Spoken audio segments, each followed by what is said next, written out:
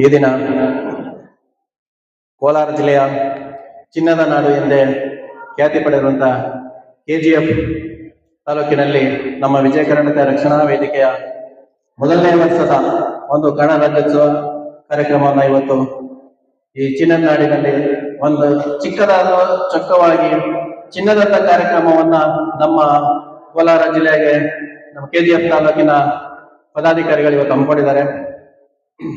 ಈ ಒಂದು ಕಾರ್ಯಕ್ರಮಕ್ಕೆ ವೇದಿಕೆ ಮೇಲೆ ಹಾಕಿರುವಂತಹ ನಮ್ಮೆಲ್ಲ ರಾಜ್ಯ ಸಹಪಾಠಿಗಳು, ಹಾಗೆ ಕೋಲಾರ ಜಿಲ್ಲೆಯ ಜಿಲ್ಲಾಧ್ಯಕ್ಷರು, ಹಾಗೆ ಎಲ್ಲ ನಮ್ಮ ಜಿಲ್ಲಾ ಮತ್ತು ತಾಲೂಕು ಪದಾಧಿಕಾರಿಗಳು, ಎಲ್ಲ ಸಹ ಕಾರ್ಯಕರ್ತರು, ಹಾಗೆ ಮಾಧ್ಯಮ ಮಿತ್ರರು ಎಲ್ಲರೂ ಕೂಡ ಈ ಒಂದು ಕಾರ್ಯಕ್ರಮಕ್ಕೆ ಸ್ವಾಗತ ಅರ್ಪಿಸ್ತೇನೆ. ಈ ಒಂದು ಕಾರ್ಯಕ್ರಮಕ್ಕೆ ಆಗಮಿಸಿ ಎಲ್ಲರೂ ಕೂಡ ಒತ್ತೇಜಕ್ಕೆ ನಿಮಗೆ ಅಭಿನಂದನೆಯನ್ನು ಕೂಡ ಸಲ್ಲಿಸ್ತೇನೆ.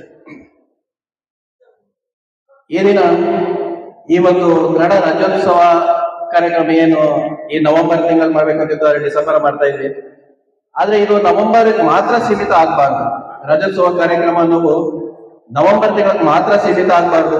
ಅದು ವರ್ಷದ ಪೂರ್ತಿ 365 ದಿನಗಳು ಕೂಡ ಅದು ರಾಜ್ಯೋತ್ಸವ ಕಾರ್ಯಕ್ರಮಗಳು ಹಾಗೇ ನಡೀತಾ ಇರ್ಬೇಕು ಅನ್ನುವಂತ ಒಂದು ಮನಸ್ಥಿತಿ ನಮ್ಮೆಲ್ಲರೂ ಕೂಡ ಬರಬೇಕು. ಆ ನಿಟ್ಟಿನಲ್ಲಿ ಇವತ್ತು ನಾವು ಡಿಸೆಂಬರ್ ಕಾರ್ಯಕ್ರಮ ಮಾಡ್ತಾ ಇದ್ದೀವಿ. ಈ ಡಿಸೆಂಬರ್ ಕೊನೆವರೆಗೂ ಕೂಡ ಒಂದು ಜಿಲ್ಲೆಯಲ್ಲಿ ನಮ್ಮ ಕಾರ್ಯಕ್ರಮ ನಡೀತಾ ಇದ್ದೇವೆ. ಮುಂದಿನ ದಿನಗಳಲ್ಲಿ ವರ್ಷದ ಪ್ರತಿ ತಿಂಗಳು ಕೂಡ ನಾವು ಒಂದೊಂದು ಜಿಲ್ಲೆಯಲ್ಲಿ ಈ ಒಂದು ರಾಜ್ಯೋತ್ಸವ ಕಾರ್ಯಕ್ರಮವನ್ನ ಹಮ್ಮಿಕೊಳ್ತೀವಿ.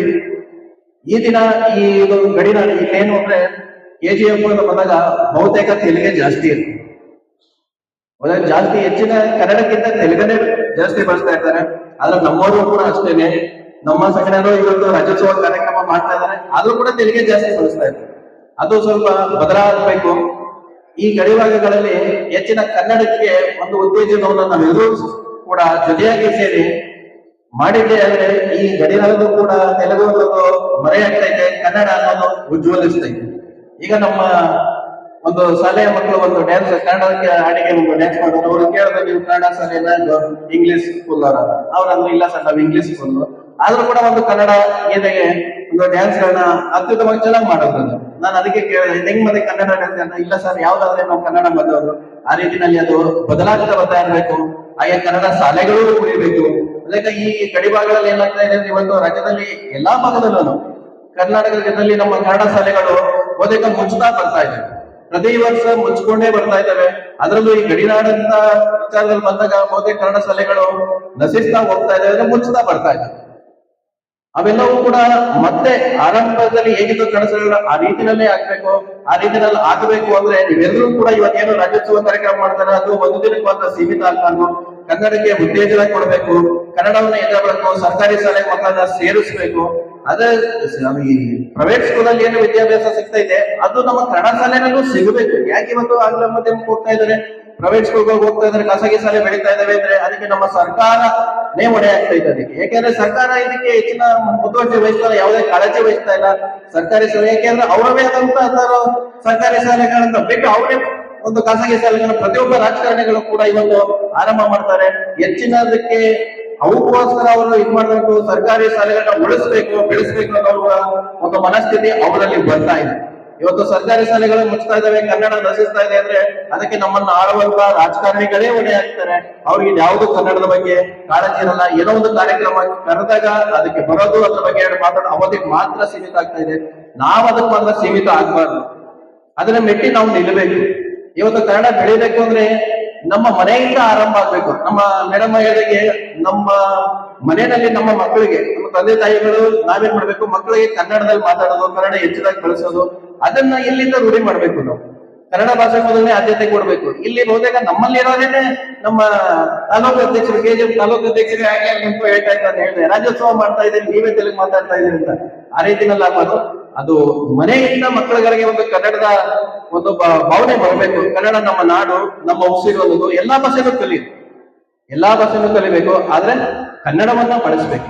ಇವತ್ತು ಜೀವನ ಮಾಡ್ಬೇಕು ಅಂದ್ರೆ ಏನಾಗಿದೆ, ಇವತ್ತು ಕನ್ನಡದಲ್ಲಿ ಮಾತ್ರ ನಾನು ಕಲಿತೆ ಅಂದ್ರೆ ಜೀವನ ಮಾಡೋದಕ್ಕಾಗಲ್ಲ, ಸತ್ಯ ಒಪ್ಕೊಳ್ಳೋಣ. ಅದನ್ನ ಕಲೀರಿ, ಎಲ್ಲಾ ಭಾಷೆನೂ ಕಲಿಬೇಕು, ಎಲ್ಲಾ ಭಾಷೆ ಬೇಕು. ನಮ್ಮ ಭಾಷೆಯನ್ನ ನಾವು ಉಳಿಸ್ಬೇಕು, ನಾವು ಬೆಳೆಸ್ಬೇಕು, ನಮ್ಮ ಭಾಷೆಯನ್ನ ಪ್ರೀತಿಸ್ಬೇಕು. ಅದು ಈ ಗಡಿನಾಡುಗಳಲ್ಲಿ ಹೆಚ್ಚಿನದಾಗಬೇಕು. ಅದಕ್ಕೆ ನಮ್ಮೆಲ್ಲಾ ವೇದಿಕೆಯ ಪದಾಧಿಕಾರಿಗಳಿಗೆ ಇಲ್ಲಿಂದ ಆರಂಭ ಮಾಡ್ಬೇಕು. ಬಹುತೇಕ ಇಲ್ಲಿ ಏನಾಗಿದೆ ಅಂದ್ರೆ ಹಲವು ಒಂದು ತಿಂಗಳ ಹಿಂದೆನ ಕೆಲವು ಕಾರ್ಯಕ್ರಮಗಳು ಬೋರ್ಡ್ ವಿಚಾರದಲ್ಲೆಲ್ಲ ಒಂದೆರಡು ಪ್ರತಿಭಟನೆಗಳೆಲ್ಲ ನಡೆದು ಬೇರೆ ಸಂಘಟನೆಗಳೆಲ್ಲ ನಡೀತಾ ಇದ್ದು ಅವಾಗೆಲ್ಲ ಗಮನಿಸ್ತಾ ಇದ್ದು KGF ಅಲ್ಲಿ ಹೆಚ್ಚಿನದಾಗಿ ಕನ್ನಡ ಬಳಸಲ್ಲ ಅನ್ನೋದು. ಬಹುತೇಕ ಅದು ಮುಂದಿನ ದಿನಗಳಲ್ಲಿ ಬದಲಾವಣೆ ಆಗ್ತಾ ಇದೆ. ನಮ್ಮ ವೇದಿಕೆಯೂ ಕೂಡ ಇಲ್ಲಿ KGF ನ ನಗರ ಪಾಲಿಕೆಯ ಏನಿದೆ ಮುನ್ಸಿಪಲ್ ಅಲ್ಲಿಗೆ ಆ ಕಮಿಟರಿಗೆ ಒಂದು ಲೆಟರ್ಗಳು ಕೊಟ್ಟು ಬಹುತೇಕ ಎಲ್ಲಾ ಆಂಗ್ಲ ಭಾಷೆಯಲ್ಲಿರುವಂತ ಏನೇ ನಾಮಫಲಕಗಳು ಏನಿದಾವೆ ಅವೆಲ್ಲವನ್ನು ಕನ್ನಡಕ್ಕೆ ಬದಲಾವಣೆ ಮಾಡಬೇಕು ಅನ್ನೋದನ್ನ ಒಂದು ಮನವಿ ಬದಲಾವಣೆ ಕೊಟ್ಟು ಅದನ್ನ ಕನ್ನಡಕ್ಕೆ ಬದಲಾವಣೆ ಮಾಡೋ ನಿಟ್ಟಿನಲ್ಲಿ ಒಂದು ಮೊದಲನೇ ಕೆಲಸದಿಂದ ಆರಂಭ ಆಗಿ ಈಗಾಗಲೇ ನಮ್ಮೆಲ್ಲರೂ ಕೂಡ ಪಂಚಾಯಿತಿಗಳಲ್ಲಿ ಎಲ್ಲ ಲೆಟರ್ ಕೊಟ್ಟು ಅನೇಕ ಸಾಮಾಜಿಕ ಕಾರ್ಯಗಳಲ್ಲಿ ತೊಡಗಿಸಿಕೊಂಡಿದ್ದಾರೆ. ಅದೇ ರೀತಿಯಲ್ಲಿ ಮುಂದುವರಿಲಿ ನಮ್ಮ ಈ ಕನ್ನಡ ಪರ ಸಂಘಟನೆ ಏನು ವಿಜಯನಗರ ರಕ್ಷಣಾ ವೇದಿಕೆ ಏನಿದೆ ಅದು ಈ ನಾಡು ನುಡಿ ವಿಚಾರ ಅಂತ ಬಂದಾಗ ಭಾಷಾಂತ ವಿಚಾರ ಅಂತ ಬಂದಾಗ ಮೊದಲನೇ ತಂದಲ್ಲಿ ನಾವು ಇರ್ಬೇಕು ಅನ್ನುವಂತ ನಮ್ಮ ಅದೇ ಏನಿದೆ ಅದನ್ನ ನಮ್ಮ ಈ KGF ಬಾಂಧವರು ಕೂಡ ಅದನ್ನ ಪಾಲಿಸಬೇಕು. ಅದಕ್ಕೆ ನಿಮ್ಮೆಲ್ಲರ ಸಹಕಾರವನ್ನು ನೀಡಬೇಕು. ಈ ಗಡಿನಲ್ಲಿ ಹೆಚ್ಚಿನದಾಗಿ ಕನ್ನಡವನ್ನು ಬಳಸೋದಕ್ಕೆ ನಮ್ಮ ವಿಜಯನಗರ ರಕ್ಷಣಾ ವೇದಿಕೆ ಪದಾಧಿಕಾರಿಗಳಕ್ಕೆ ಹಣವನ್ನ ಕೊಟ್ಟು ನಿಮ್ಗೆ ಏನ್ ಸಹಕಾರ ಬೇಕೋ ಆ ಸಹಕಾರ ನಾವು ಕೊಡ್ತೇವೆ. ನಿಮ್ ಜೊತೆ ನಾವು ಇರ್ತೀವಿ. ಈ ಗಡಿನಾಡಿನಿಂದ ಆರಂಭವಾಗುವಂತ ಈ ಕೋಲಾರ ಆಂಧ್ರ ಭಾಗದಿಂದ ಆರಂಭದಲ್ಲಿ ಹೆಚ್ಚಿನದಾಗಿ ಕನ್ನಡ ಒಂದು ಉತ್ತೇಜನ ಆಗ್ಬೇಕು. ಅದಕ್ಕೆಲ್ಲ ನೀವು ಸಹಕಾರ ಕೊಡಿ, ಪಣ ಕೊಡಿ, ಅದನ್ನ ಬದಲಾವಣೆ ಮಾಡುವಂತ ಒಂದು ಇವಾಗಿರುವಂತದನ್ನ ಬದಲಾವಣೆ ಮಾಡುವಂತ ಕೆಲಸ ನಿಮ್ಮಿಂದ ಆಗಲಿ. ಅದೇ ರೀತಿ ಮುಂದಿನ ದಿನಗಳಲ್ಲಿ ಈಗಾಗಲೇ ನಮ್ಮೆಲ್ಲಾ ಕಾರ್ಯಕರ್ತರು ಹೋಗಿ ಜಿಲ್ಲಾಧಿಕಾರಿಗಳನ್ನು ಭೇಟಿ ಮಾಡಿ ಹಲವೊಂದು 2-3 ಬಾರಿ ಹೋಗಿ ಮಾತಾಡಿದ್ದಾರೆ. ಈ ಸರ್ಕಾರಿ ಶಾಲೆಗಳ ಬಗ್ಗೆ ಮಾತಾಡಿದ್ದಾರೆ. ಅವರು ಕೂಡ ಯಾವ್ಯಾವ ಭಾಗದಲ್ಲಿ ಏನಾಗಿದೆ ನೀವು ಕೂಡ ಒಂದು ವರದಿಯನ್ನು ನಮಗೆ ಕೊಡಿ. ಅದಕ್ಕೆ ಏನ್ ಬೇಕೋ ಕೆಲಸವನ್ನ ನಾನು ಕೂಡ ಮಾಡ್ತೀನಿ, ನಾನು ನಿಮ್ ಜೊತೆಯಲ್ಲಿ ಇರ್ತೀವಿ ಅಂತ ಜಿಲ್ಲಾಧಿಕಾರಿಗಳು ಕೂಡ ಒಂದು ಭರವಸೆಯನ್ನು ಕೂಡ ಕೊಟ್ಟಿದ್ದಾರೆ. ಇವತ್ತು ಈ ಕಾರ್ಯಕ್ರಮ ಅವರು ಬರ್ಬೇಕಾಯ್ತು. ಯಾವುದೋ ಒಂದು ಪರೀಕ್ಷೆ ಇರೋ ಕಾರ್ಯಕ್ರಮ, ಯಾವುದೋ ಶಿಕ್ಷಕರ ಯಾವುದೋ ಪರೀಕ್ಷೆ ಇರೋ ಕಾರಣ ಅವರು ಬಂದಿಲ್ಲ. ಜಿಲ್ಲಾಧಿಕಾರಿಗಳು ಕೂಡ ನಮ್ಮ ಜೊತೆಯಲ್ಲಿ ಕೈ ಜೋಡಿಸಿದ್ದಾರೆ. ಅದಕ್ಕೆ ಸರ್ಕಾರಿ ಶಾಲೆಗಳಿಗೆ ಈ ಜಿಲ್ಲೆಯಲ್ಲಿ ಏನ್ ಸಹಕಾರ ಬೇಕು, ಅವ್ರಿಗೆ ಏನು ಕುಂದುಕೊರತೆ ಇದೆ ಅದನ್ನ ನಾವೇ ಖುದ್ದಾಗಿ ಶಾಲೆಗಳಿಗೆ ಭೇಟಿ ಮಾಡಿ ಅದನ್ನ ಒಂದು ವರದಿ ಮಾಡಿ ಜಿಲ್ಲಾಧಿಕಾರಿಗಳಿಗೆ ಅದನ್ನ ನೀಡಿ ಈ ಭಾಗದಲ್ಲಿ ಸರ್ಕಾರಿ ಶಾಲೆಗೆ ಏನ್ ಬೇಕೋ ಅದನ್ನು ದೊರಕಿಸಿಕೊಡುವಂತ ಕೆಲಸನ ನಮ್ಮ ವೇದಿಕೆ ಮಾಡ್ತೀವಿ. ಈ ಭಾಗದಲ್ಲಿ ಕನ್ನಡವನ್ನ ಉಳಿಸಿ ಬೆಳೆಸಿ ನಾಡು ನುಡಿ ವಿಚಾರವಾಗಿ ಯಾವುದೇ ಒಂದು ಧಕ್ಕೆ ಬಂದಂತ ಸಮಯದಲ್ಲಿ ನಮ್ಮ ವೇದಿಕೆ ಮೊದಲನೇ ಸ್ಥಾನದಲ್ಲಿ ನಿಂತು ಅದನ್ನ ಸರಿಪಡಿಸಿ ಅದೇ ರೀತಿಯಲ್ಲಿ ಇಲ್ಲಿ ಯಾವುದೇ ಜನಾಂಗದವರಾಗಿರ್ಬೋದು, ಯಾವುದೇ ಧರ್ಮದವರಾಗಿರ್ಬೋದು, ಅವರ ಒಂದು ಭಾವನೆಗೆ ನಮ್ಮ ಕನ್ನಡ ಅನ್ನುವಂತ ಭಾವನೆಗೆ ಧಕ್ಕೆ ಬಂದಂತ ಸಮಯದಲ್ಲಿ ನಮ್ಮೆಲ್ಲಾ ಕಾರ್ಯಕರ್ತರು ಕೂಡ ಅಲ್ಲಿ ಆ ಕ್ಷಣದಲ್ಲಿ ಆ ಜಾಗದಲ್ಲಿ ನಿಂತು ಯಾರೇ ಒಬ್ಬ ವ್ಯಕ್ತಿಗೆ ಅನ್ಯಾಯ ಆದ್ರೂ ಕೂಡ ಅವ್ರ ಜೊತೆನಲ್ಲಿ ನಿಂತು ಅವ್ರಿಗೆ ನ್ಯಾಯ ದೊರಕಿಸಿಕೊಡುವಂತ ಕೆಲಸವನ್ನ ನೀವೆಲ್ಲರೂ ಕೂಡ ಸೇರ್ ಮಾಡಬೇಕು. ಅದಕ್ಕೆ ನಮ್ಮ ಸಂಪೂರ್ಣವಾದ ಬೆಂಬಲ ಇರ್ತದೆ. ನಾವು ಸದಾ ನಿಮ್ ಜೊತೆನಲ್ಲಿ ಇರ್ತೀವಿ ಅಂತ ಹೇಳಿ ಈ ಒಂದು ಕಾರ್ಯಕ್ರಮ ಏನು ಇವತ್ತು ಆರಂಭ ಮಾಡಿದ್ದೀರಾ, ಈ ವರ್ಷೋತ್ಸವ ಕಾರ್ಯಕ್ರಮದಿಂದ ಆರಂಭ ಆಗಿ ನಿಮ್ಗೆ ಏನ್ ಸಹಕಾರ ಬೇಕಾದ್ರೂ ಮಾಡ್ತೀವಿ. ನಮ್ಮೆಲ್ಲ ವೇದಿಕೆಯ ಕಾರ್ಯಕರ್ತರಿಗೆ, ನಮ್ಮ ಸಂಘಟನೆಗೆ, ನಮ್ಮ ಮಾಧ್ಯಮ ಮಿತ್ರರು ಸಹಕಾರವನ್ನು ಕೊಡಬೇಕು.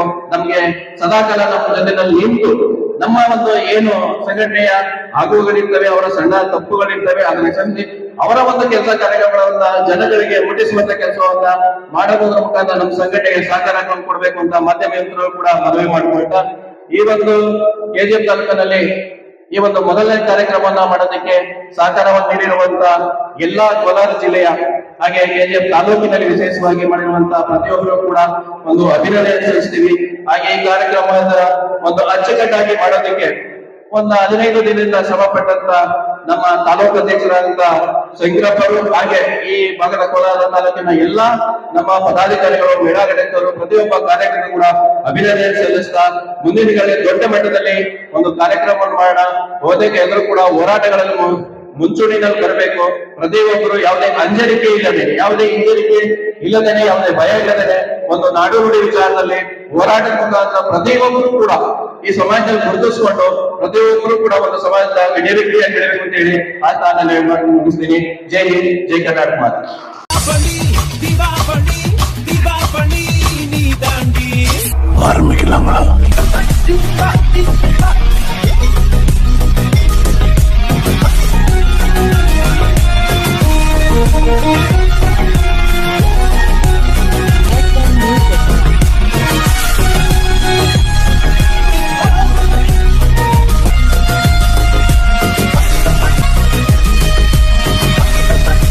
தரம் என்றும் நிரந்தரம், தரம் என்றும் நிரந்தரம், தரம் என்றும் நிரந்தரம்.